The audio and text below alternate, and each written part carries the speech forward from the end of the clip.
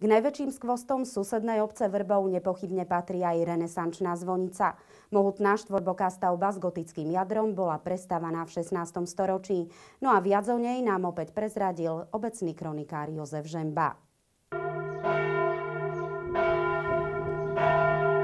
Výstavba zvonice bola ukončená v roku 1644 a pochopiteľne odvtedy bola niekoľko rázy rekonštruovaná.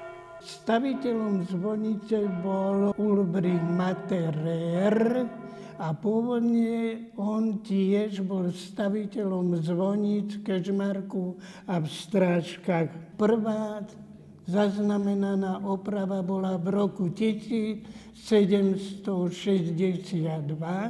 Rozsiahla oprava zvonice bola prevedená v roku 1971,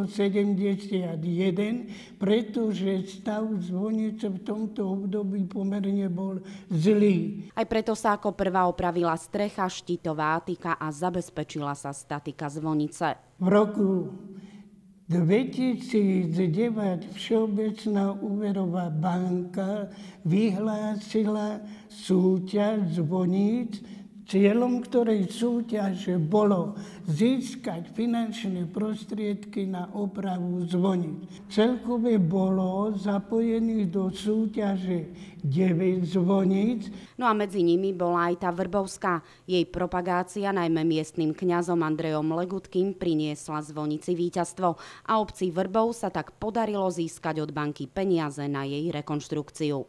Týmto Vrbov získal 67 000 eur a práce na oprave započali 25.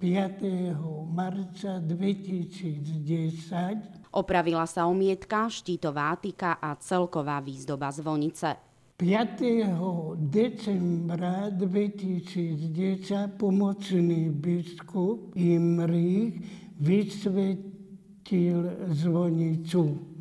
No a v roku 2011 bola prevedená aj úprava okolia a odvodnenie zvonice. Touto úpravou zvonica prispela naozaj k skrášleniu celého námestia vo Vrbove.